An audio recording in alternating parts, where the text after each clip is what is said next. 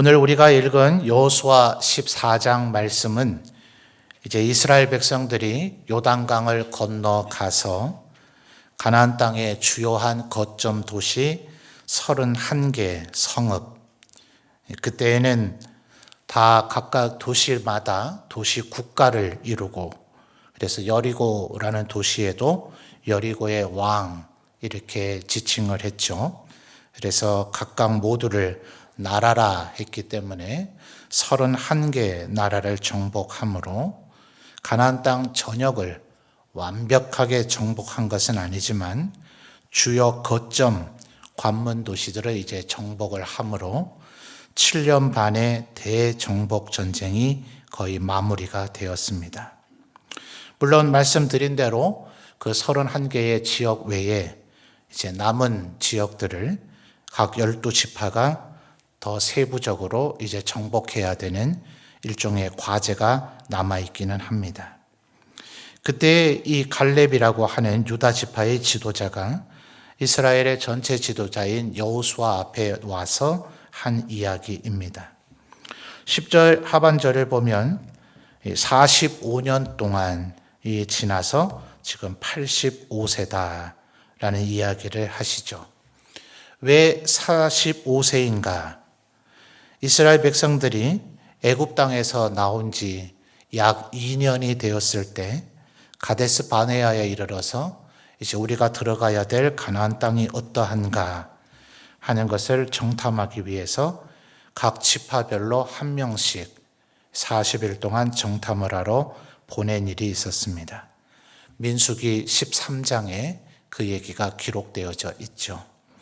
그때 12명 모두가 믿음에 가득한 보고를 했으면 참 좋았겠지만 잘 아시는 대로 10명은 너무나 어리석은 불신앙의 보고를 하였고, 오직 오늘 대화를 나누고 있는 여호수아와 갈렙, 이 두 사람만이 가나안 땅을 들어가면 우리가 능히 정복할 수 있을 것이라는 믿음의 보고를 했습니다.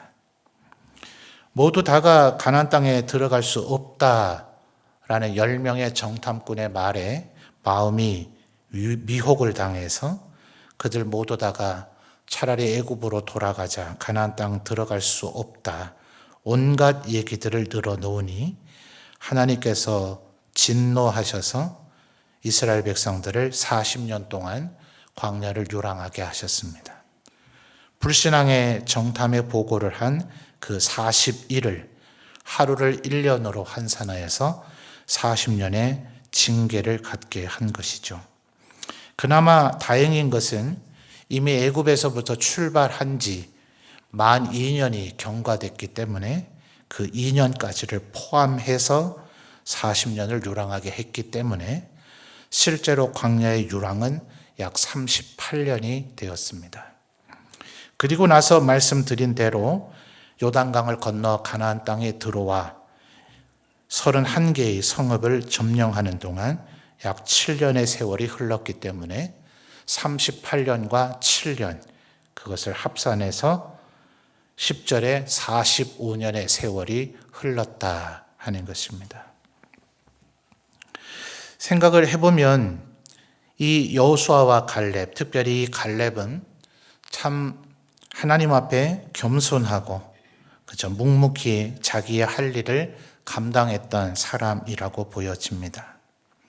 말씀드린 대로 민수기 13장에서 각 지파당 한 명씩의 정탐꾼을 택할 때까지 여호수아는 더러 모세에 대한 이야기를 하면서 모세의 수종자요, 모세를 섬겼던 자라고 성경이 우리에게 조금씩 여호수아에 대해서 알려주긴 하지만 갈렙에 대해서는 그 민수기 13장에 정탐을 시작할 때부터 이제 우리에게 알려지게 되어집니다. 그러니 도대체 무슨 일을 했던 사람인지, 또 어떤 장점과 단점이 있는 사람인지 사실 우리가 잘 알지 못합니다. 그럴 정도로 그저 때로는 존재감 없이, 우리는 성경에 보면 마치 그 사람과 일생을 보낸 것과 같이 그의 일생이 아주 세부적인 부분이나 또는 그가 어떤 생각을 하고 어떤 말을 했는지까지 상세하게 묘사되는 사람들이 있죠. 왜 그럴까요? 아마 조금 드러내기를 즐겨하고 자기를 다른 사람들에게 조금 과시하고 또 자기를 알아주지 않으면 섭섭해하는 그런 성향이 있어서 그렇게 기록이 되어졌지 않았겠습니까?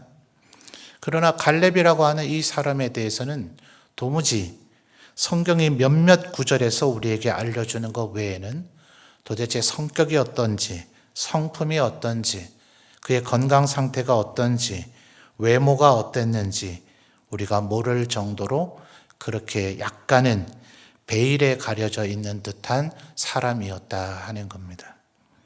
어쩌면 철저히 2인자 혹은 3인자의 모습으로서 여호수아와 대비해 본다 할지라도 여호수아에 대해서는 우리가 너무나 많은 부분을 알고 있지만 갈렙은 그저 그늘 속에서 묵묵히 하나님 앞에 충성을 다한 존재로 그렇게 묘사가 되어져 있습니다. 실제로 그렇게 두 명이 믿음의 보고를 했을 때 이스라엘 백성들이 그 두 사람을 알아준 것도 아니죠.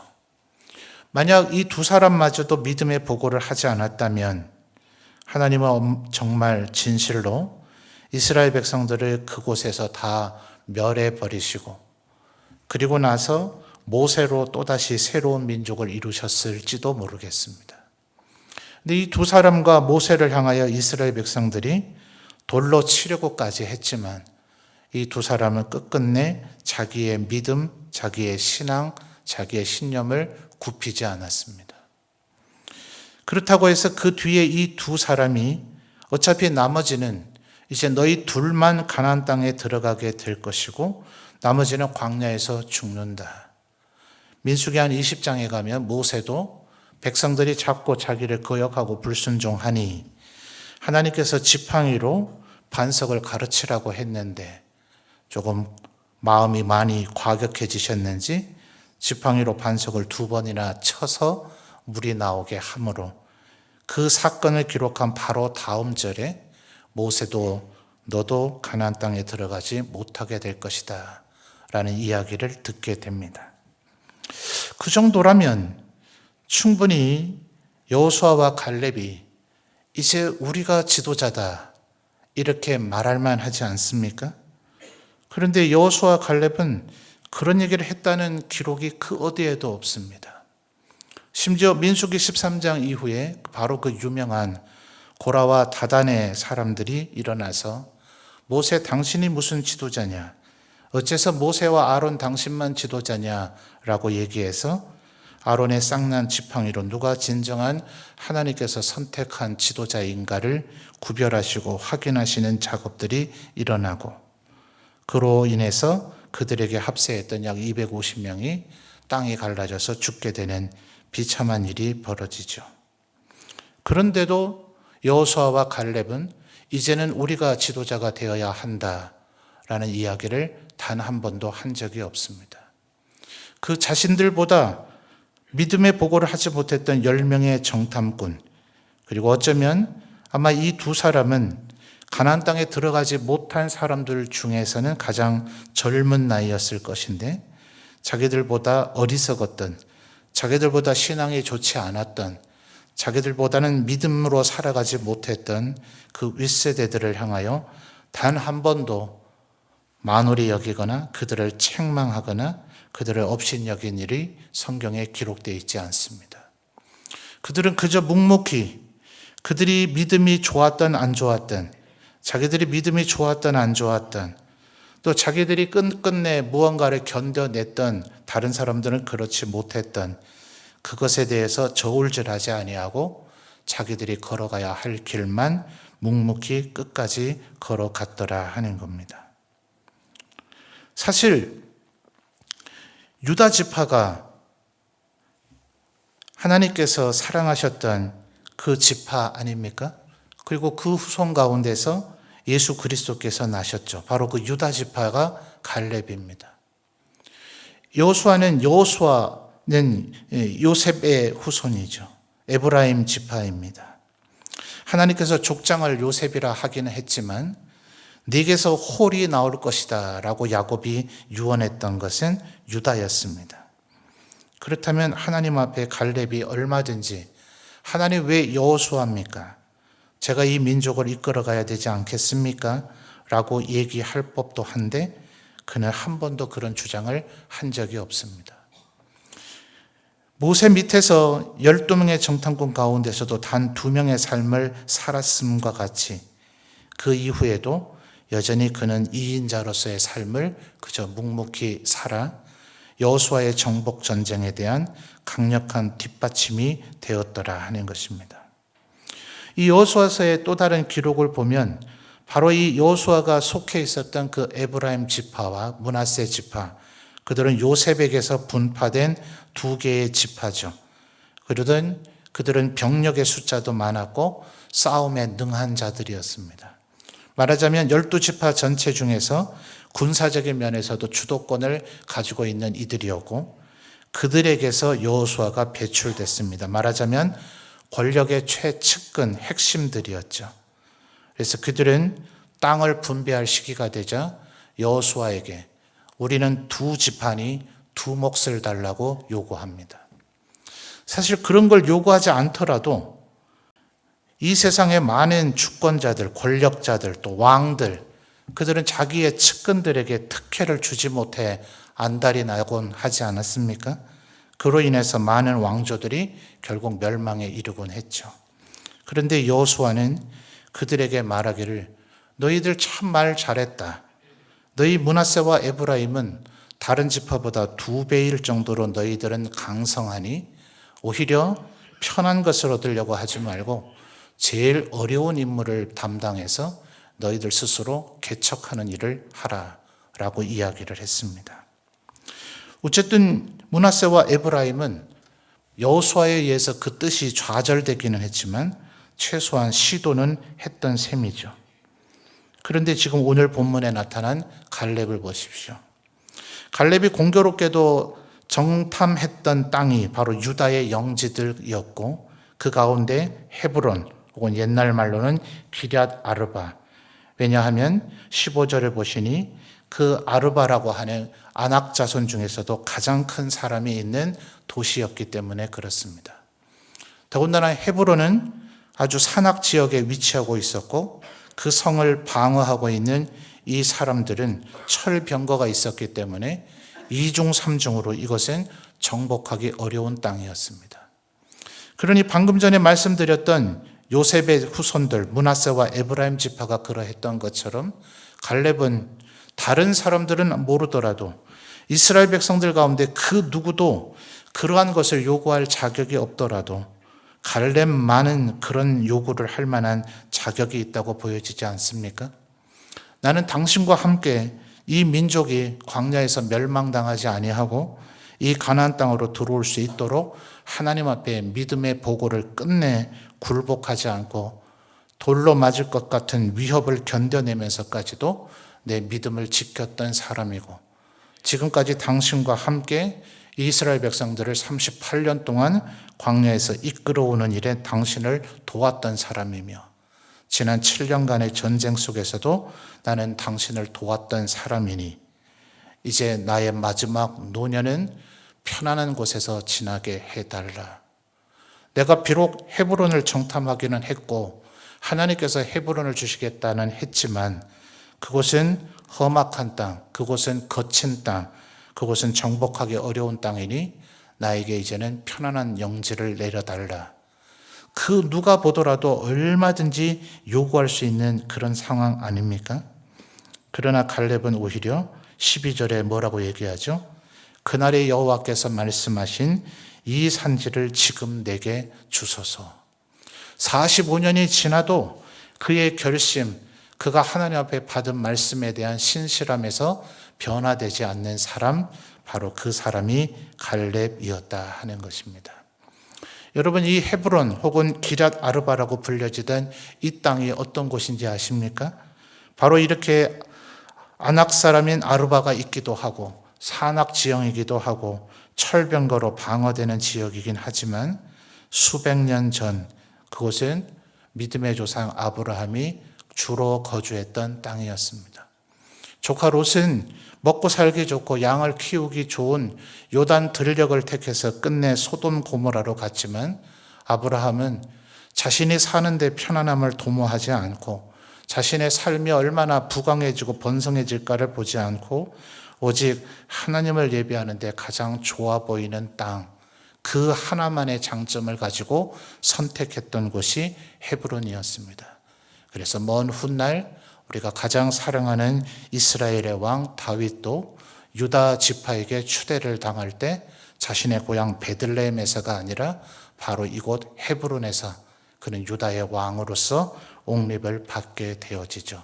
바로 이 갈렙의 믿음이 그의 후손인 다윗에게로 계승이 된 것이라고 볼 수가 있을 것입니다. 어쩌면 오늘 은퇴하시는 우리 두 분의 권사님과 또 우리 점촌제일교회를 힘있게 섬겨주셨던 기둥 같은 일꾼들이 모두 다 갈렙과 같이 그렇게 살아오셨던 것이 아닌가 하는 생각을 해봅니다. 저는 우리 교회에 와서 꽤 오랜 시간이 지난 지금의 섬김을 해오면서 우리 교회 중직자들 가운데 나의 섬김을 알아달라, 내가 이렇게 고생하지 않았더냐라는 것을 주장하는 분을 단 한 분도 들어본 적이 없습니다. 참 귀한 성도들이고 참 귀한 곳에서 제가 목회를 하고 있다 하는 감사함이 있습니다. 특별히 우리 장로님께서 기도할 때도 말씀해 주셨지만 우리 최선학 권사님, 박영하 권사님은 정말 묵묵히 그늘진 곳에서 여러 성도들을 연약한 가운데 많이 섬겨 오셨습니다. 그러면서도 한 번도 자신의 섬김에 대해서 드러나기를 원하거나 자랑을 한 적이 없었습니다. 다른 사람들이 나를 알아주지 않아도 계속해서 하나님만 바라보고 섬겼던 거룩한 섬김의 삶, 하나님께서 아시고 은혜와 축복을 베풀어 주실 줄 믿습니다. 우리 교회가 올 연초로부터 젊은 세대들이 부흥해야 우리 교회에 내일이 있겠다 하는 생각을 하여서 당회가 젊은 세대의 부흥을 위한 비전 트립 준비위원회를 조직하고 4개 교회를 탐방하지 않았습니까? 그러면서 우리 교회 현재 각 세대들의 연령 분포가 어떻게 되는가를 확인해 보니 60대가 107명으로 제일 많기는 합니다. 70세 이상 어르신들은 70대도 계시고 80대도 계시고 또 소수이지만 90대도 계셔서 10년의 세월로 포함된 분들은 아니지만 단일 부서로 편성되어 있는 부서로서는 127명의 어르신들로 가장 대규모의 부서가 되어져 있습니다. 두 분은 비록 오늘 교단이 정한 법률에 따라서 만 70세가 지나시게 되므로 이제 시무권사, 협동권사님에서 은퇴권사님의 신분으로 옮겨지게 되어지지만 여전히 해야 할 일이 끝난 것은 아닙니다. 31개 성읍을 점령했지만 아직 가나안 땅 전역이 정복되지 않았기 때문에 다윗에 의한 절대적 평화의 나라가 아직 도래하지 않았기 때문에 두 분 권사님은 앞으로도 귀한 섬김을 계속해서 해주시기를 부탁을 드립니다. 우리 에베네셀의 수많은 어르신들이 두 분처럼 또 혹은 두 분과 달리 어린 시절로부터 하나님을 알고 또 중직자로 교회를 섬겨오셨던 어르신들도 많이 계시기는 하나 또 어떤 어르신들은 연세가 조금 드셔서 자녀들의 권유로 인하여 뒤늦게 예수님을 믿게 된 분들도 있습니다. 감사하게 교회를 잘 출석해 주시고 하긴 하지만 아직 믿음의 뿌리가 깊지 않은가 목회자로서 염려가 될 때가 많이 있습니다. 이제 두 분과 함께 우리 교회를 평생 잘 섬겨주셨던 우리 중직자들 은퇴하신 에베네셀의 어르신들께서 이 에베네셀 어르신들을 잘 섬겨주실 때 그들의 천국을 향해 걸어가는 길이 더 견고하고 더 반석과 같은 믿음의 길이 되어질 줄 믿습니다. 두 분이 받으셔야 될 산지, 두 분의 헤브론은 지금까지 45년도 잘 섬겨오셨지만 여전히 해야 할 일은 동일하다. 하나님 앞에 예배하고 기도하며 하나님의 은혜를 구하고 지금까지 해오셨던 것처럼 사랑하는 마음으로 성도들을 섬길 때 하나님께서 영광 받으시고 크나큰 은혜와 축복을 베풀어 주실 줄 믿습니다. 하나님께서 부르시는 그날까지 이 산지를 지금 내게 주소서라고 겸손히 묵묵히 책임감 속에서 충성스럽게 얘기했던 갈렙처럼 앞으로도 귀한 섬김을 펼쳐 나가시는 두 분 권사님이 되시기를 주님의 이름으로 축원합니다.